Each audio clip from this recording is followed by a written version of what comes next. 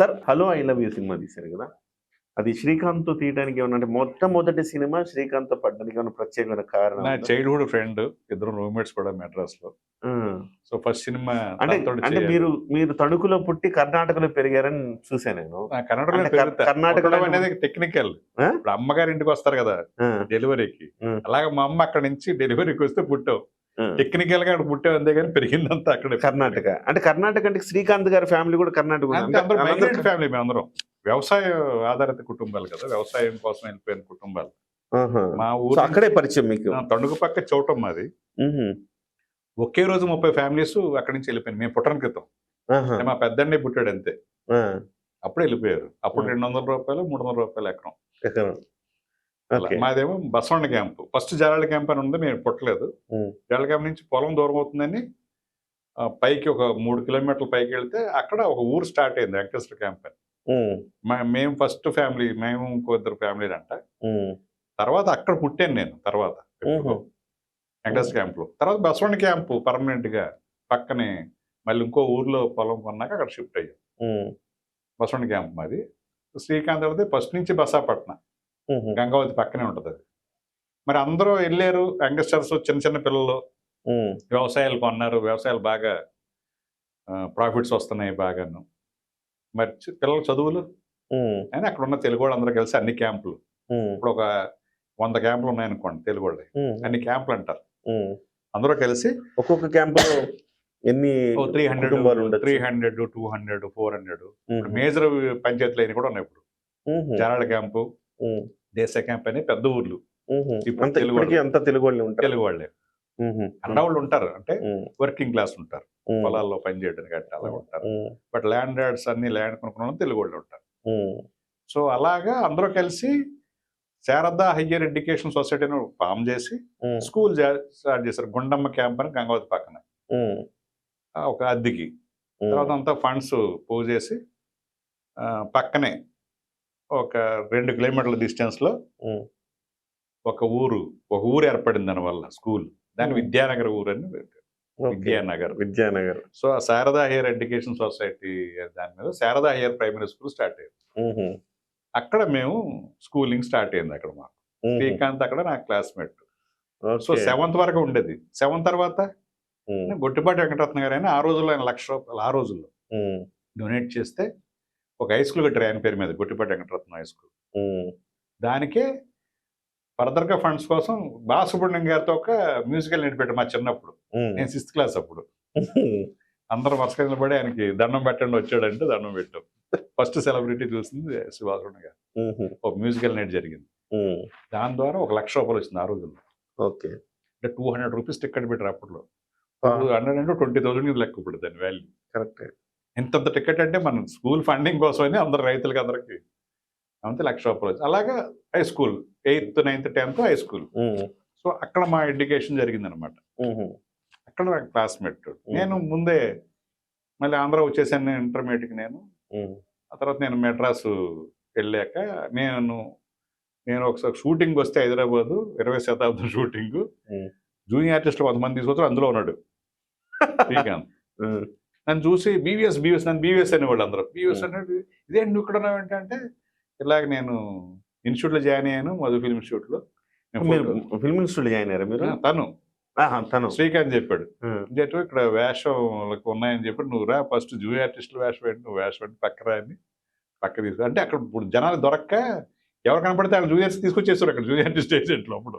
హ్మ్. "నువ్వు జూనియర్స్‌లో ఉండకురా" అని చెప్పి పక్కకు తీసి అక్కడి నుంచి హ్మ్. వేషాల కోసం ట్రై చేస్తా ఉండేవాడు. సరే హ్మ్. నేను మెడ్రాస్ వచ్చాయి. అక్కడే ఉన్నది ఫీల్డ్ ఇంకా అని చెప్పి హ్మ్. మెడ్రాస్‌లో ఇద్దరం ఫ్లాట్‌లో ఉండేవాళ్ళం. హ్మ్. అలాగే ఫస్ట్ సినిమా అతనికి 'పీపుల్స్ ఎన్‌కౌంటర్' పీపుల్స్ ఎన్‌కౌంటర్. ఆడిషన్‌కెళ్ళి సెలెక్ట్ అయ్యాడు. హ్మ్. తర్వాత 'భారత బంధులో' పెడదాం అనుకున్నాం ఒక క్యారెక్టర్. హ్మ్. సో, అది 'పీపుల్స్ ఎన్‌కౌంటర్‌లో' చేస్తుంటే అది మంచి వేషం అని, ఇది పెద్ద వేషం కాదని ఇందులో ఇవ్వల 'భారత బంధులో.' మా హ్మ్. కొలీగ్సే చేస్తున్నారు దానికి. హ్మ్. వద్దులే అది మంచి వేషం దళ నాయకుడు అందులో. హ్మ్. తర్వాత ఆ సినిమా రిలీజ్ కాకుండానే మధురానగర్ ఆడిషన్స్ హ్మ్. జరుగుతుంటే మొత్తం మీద ఎళ్తే మొత్తం మీద మా స్టాఫ్ అంతా సపోర్ట్ చేశారు. మన ఫ్రెండ్ అని. ఓకే. అయితే అబ్బాయి బాగున్నాడు అబ్బాయి అప్పటికి జాకీ సెలెక్ట్ అయిపోయి ఉన్నాడు. జాకీ. అవును. అప్పుడు జాకీ కదా నీ అబ్బాయి బాగుండని చెప్పి మొత్తం తోట జాకీ ఇప్పుడు సీరియల్ సీరియల్ అప్పుడు మనోడిని మొత్తం మా స్టాఫ్ బాగున్నాడని చెప్పి అలా పెడితే మొత్తం 4 హీరోలు హీరో.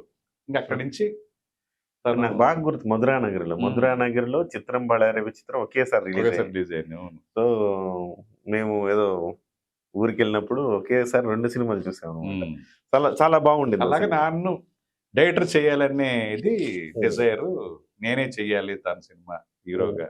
శ్రీకాంత్ అది కేసరామ గారు పరిచయం లేదు నాకు. ఇప్పుడు మధురా నగర్ లో తర్వాత సింగిల్ సోలో హీరోగా మీరే చేశారు ఫస్ట్? లేదు 1/2 అన్ని చేశాడు కదా తాజ్మహల్ లో. పెళ్లి సంగతి తర్వాత కదా 97 కదా నేను చేసింది. అప్పటికే ఎస్టాబ్లిష్ అయిపోయాడు హీరోగా. సో నన్ను డైరెక్టర్ చేయాలి, మంచి బ్యానర్ లో చేయాలి.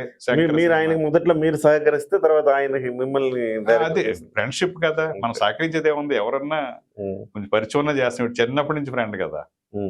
సో అప్పుడు కేఎస్ రామ గారు నాకు పరిచయం లేదు, మాకు డైరెక్టర్ గారు కూడా ఏ సినిమా చేయలేదు అని. అప్పుడు వెన్నెల ఆడపిల్ల చేయాలంది నాకు, అది ఎవరు చేయలేదు, మనం చేస్తే బాగుంటుంది, నాకు కొంచెం ఐడియా ఉంది దాని మీద, విజువల్ ఫార్మేట్ అంటే సినిమాటిక్ ఫార్మేట్ ఇలా చేయొచ్చు అంటే ఇమ్మీడియట్ కేఎస్ రామారావు గారు చెప్తే కేఎస్ రామారావు గారు పిలిపించారు. వెన్నెల ఆడపిల్ల ఎలా చేయొచ్చో నేను ఎప్పుడు చేసి ఉండేవాడిని, చాలా బాగా చేశాడు, మనం చేస్తామా అలాగా మన్నించి మా ప్రియ అనుకున్నాం డైట్లో. ఇప్పుడు మేము క్లాసీగా ఉండాలి దీనికని, లేదు నువ్వు చాలా కమర్షియల్ చేసావు దీన్ని, హలో ఐ లవ్ యూ అని పెట్టాలని ఆయన, మాకేమీ ఇష్టం లేదు. ఆయన కోపం వచ్చేసింది, ఇష్టం లేదంటే కారు వదిలేసి ఆటోలో వెళ్ళిపోయాడు రామారావు గారు. వదిలేరు, మంచి బ్యానరు, ఆయనకి టేస్ట్ ఉంది కదా, సరే దానికి ఓకే అందాం, హలో ఐ లవ్ యూ అని చెప్పి హలో ఐ లవ్ యూ. నేనేంటంటే నా అంచనా హలో ఐ లవ్ టైటిల్కి ఎవరు రాకూడదు వాళ్ళు వస్తారు, ఎవరు రావాలంటే వాళ్ళు రారని. మన్నించి మా ప్రియ క్లాస్ పీపుల్ రావాలి, ఫ్యామిలీస్ అన్ని. హలో ఐ లవ్ యూ అంటే ఏదో మాస్ ఫిల్మ్ ఏదో అనుకునే వాళ్ళకి నచ్చదు సినిమా. టార్గెట్ ఆడియన్స్ వచ్చి క్లాస్ మనకి, అది ఇబ్బంది అయింది మనకు కొంచెం ఫస్ట్ వీక్ లో. సెకండ్ వీక్ నుంచి కొంత బెటర్ గా ఫ్యామిలీస్ రావటం, వెన్నెల ఆడపిల్ల నవలంట ఇది అని తెలిసి రావడం, అలాగా స్టాండ్ అయింది. నాకు మంచి పేరు వచ్చింది ఫిలిం మేకర్ గా. ప్రాఫిట్స్ బాగుంది, ఓకే సినిమా అంతే. యాజ్ ఎ డైరెక్టర్ మీకు మంచి డెబ్యూ, చాలా మంచి పేరు వచ్చింది, డైరెక్టర్ గా మంచి పేరు వచ్చింది. అలా శ్రీకాంత్ తోటి ఆ నుంచి అంటే అది ఆ రిలేషన్షిప్ డెఫినెట్ ఇప్పుడు కూడా మేము కలుస్తూనే ఉంటాం. కర్ణాటక ఏదన్నా ఫంక్షన్ అంటే ఇద్దరం కలిసి వెళ్తాం. చైల్డ్హుడ్ ఫ్రెండ్స్ ఉంటారు కదా, వాళ్ళ పిల్లలకి కన్నడ బాగా వచ్చా, ఆ బేస్ మీదే పునీత్ నన్ను ప్రెజర్ చేస్తా అప్పట్లో, మీకు కన్నడ వచ్చు కదా, మీరు సినిమా చేయాలి నాతోటి. కన్నడ అదే కోట సంవత్సరాన్ని విలన్గా ఇంట్రొడ్యూస్ చేశాను అక్కడ నేను. ఆయనకి చెప్పలేకపోతున్నాను కన్నడ అంటే లాంగ్వేజ్, అదర్ లాంగ్వేజ్ కదా. నేను ప్రాంప్ట్ చేస్తాను బాబాయ్ చెప్పేయండి అన్నాను. నేను ప్రాంప్ట్ చేసి నాకు సీన్ పేపర్ ఉండదు, నాకు చెప్పేస్తున్నాను. ఇదేంటి ఇంత బాగా చెప్పేస్తారు కన్నడ, మీకు ఎన్నో సినిమా కన్నడ అన్నాడు. ఫస్ట్ సినిమా మరి అలా చెప్పేస్తానంటే అప్పుడు పుట్టిద్దు వెళిదిద్దు వదిద్దెల్లా వెళ్ళే అప్ప అంటే ఏంటి అన్నాడు. పుట్టింది పెరిగింది చదివింది అంత ఇక్కడే. ఓహ్ అదే విషయం, ఏంటి అలా చెప్పేస్తాను అనుకున్నాను. అలా పునీత్ కూడా మన మీద ఇంట్రెస్ట్, కన్నడ వచ్చు, కర్ణాటక నుంచి వెళ్ళిన వాళ్ళే అనే ఇంట్రెస్ట్ ఉంటే నన్ను అడిగాడు. కుటుంబ శంకర్ జరుగుతున్న టైంలో అడిగాడు, అయితే చేసాం. మీ చైల్డ్హుడ్ టైంలో అంటే మీ ఇద్దరు ఫ్రెండ్స్ గా ఉన్నప్పుడు అలాంటి టైంలో మీకు ఆ ఏరియాలో కర్ణాటక మీరున్న క్యాంప్స్ లో అక్కడ మూవీస్ అవి ఉండేవి? మేము పక్కన క్యారెక్టర్ ఉండేది టూరింగ్ టాకీస్, అక్కడ ఎప్పుడో వచ్చి అలానే గంగావతి రిలీజ్ అయ్యి ఉండి తర్వాత రిలీజ్కి వెళ్తున్నాయి కాబట్టి తెలుగు సినిమాలు ఎప్పటికో వచ్చి 6 నెలల తర్వాత 4 నెలల తర్వాత వచ్చాయి హిట్ సినిమాలు, అంతే కదా. అన్ని చోట్ల 100 days ఆడి అవి మళ్ళీ బీ సెంటర్కి వెళ్ళి ఆడి 50 days అప్పుడు వచ్చాయి కదా. మాకు ఇంచుమించు 6 months లేట్ అయ్యేది మాకు చిన్నప్పుడు. బళ్ళారి రిలీజ్ అయ్యి, బళ్ళారి చిన్నపిల్ల బళ్ళారి వెళ్తేనే ఇంట్లో సినిమాలు వెళ్ళలో కూడా చేశారు మేము, బళ్ళారి వెళ్తేనే.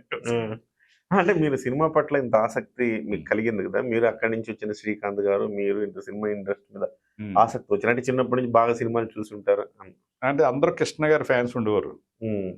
మేము శ్రీరామ్ బంట్ సినిమా చూసాం శ్రీకాంత్ నేను, ఇతను ఎవరో భలే ఉన్నాడు బాగా చేస్తున్నాడు, మనం కృష్ణ గారి ఫ్యాన్స్ అందరిలాగా కూడా మనం యూనిక్ గా ఉన్నామని. చిరంజీవి ఫ్యాన్స్ మేమంటే అతను ఎవరో చిరంజీవి హీరోనా అనేవాళ్ళు. మేము సరదాగా నచ్చింది మెజారిటీ కృష్ణ ఫ్యాన్స్ ఉండేవారు అక్కడ. మెజారిటీ అప్పుడు కృష్ణ అంటే యూత్ ఐకాన్ కదా, ఇంటర్వ్యూ నాయస్ కదా, కృష్ణ గారు కదా. మేము వేరే హీరో ఫ్యాన్స్ అవ్వాలని చెప్పి మేము మమ్మల్ని ఏడిపించేవాళ్ళు. ఆయన అప్కమింగ్ కదా. అవును. తర్వాత మెల్లిగా లేట్ గా పున్నం నాగ రావటాలు, అక్కడికి మేము చూడటాలు, ఇలాగ బాగా చేస్తున్నాడు కదా అని నేచురల్ గానే ఫ్యాన్స్ అయ్యాం మేము ఇద్దరం. ఫస్ట్ చిరంజీవి ఫ్యాన్స్ మేము ఇద్దరం చిరంజీవి ఆయనకి అక్కడ గారికి. కర్ణాటకలో మా స్కూల్లో. నిజంగా తర్వాత ఆయన ఎనర్జీ లెవెల్స్, రొటీన్ ని బ్రేక్ చేయటం, ఫైట్ అంటే క్రాప్ చెరగకుండా షట్ నలగకుండా లేకుండా నేచురల్ గా ఉండి ఎనర్జీ లెవెల్స్ కి బాగా అట్రాక్ట్ అయ్యాం. తర్వాత నిజంగా ఫ్యాన్స్ అయిపోయాం. ముందు సరదాగా అనుకున్నది నిజంగా ఫ్యాన్స్ అయ్యాం. అప్పుడు మీకు ఫ్యాన్ వార్స్ లాంటివి ఉండేవి అంటే మీ ఇద్దరే చిరంజీవి ఫ్యాన్స్, మిగతా అంతా కృష్ణ ఫ్యాన్స్. ఫ్యాన్ వార్స్ ఉండేవా? ఊరికే సరదా ఏడిపించుకోవడం లాగా ఉండేది, ఆ. మరి కొట్టుకునేటంత ఆ. స్థాయి అలా కాదు, సరదాగా అంతే. ఆ ఇష్టం చాలా గాఢంగా తయారైన తర్వాత ఆయన చిరంజీవి గారు అంటే ఆ గ్రోత్, ఆ సినిమాలు చేస్తే రొటీన్ గా ఉండే హీరోయిజం ఉండేది కాదు కదా. ఆయన చాలా నేచురల్ గా ఫైట్ చేసిన, సాంగ్ చేసిన ఎనర్జీ లెవెల్స్. కపిల్ దేవ్ ఎలాగా అప్పట్లో క్రికెటర్ గా స్పిరిట్ గా ఉండదు, సినిమా చూస్తే ఆయన ఎనర్జీ పాస్ అయ్యేది. ఎనర్జీ అనేది ఎక్కువ ఆయన నుంచి ఇన్స్పిరేషన్, అది నిజంగా ఎనర్జీ లెవెల్స్. అంటే ఆ తర్వాత మళ్ళీ మీరు ఇక్కడికి వచ్చి శ్రీకాంత్ గారు అయితే నిజంగానే ఒక తమ్ముళ్ళలాగా మారిపోయారు. అంటే నిజంగా ఆయన అంత ఇష్టపడతారు, మీ ఇద్దరు అంత ఇష్టపడతారు కాబట్టి ఆటోమేటిక్ గా చిరంజీవి గారిని కలవడం, ఆ మూమెంట్ వాళ్ళకి యాక్సెస్ ఎలా ఉంటది, ఆర్టిస్ట్ కాబట్టి వాళ్ళకి యాక్సెస్ ఎక్కువ ఉంటది. నేను ఫ్యాన్ అని తెలుసు ఆయనకి, బట్ వాళ్ళు కలిసినట్టుగా మనకి మీ సెక్టర్ వేరు కాబట్టి వేరే కదా.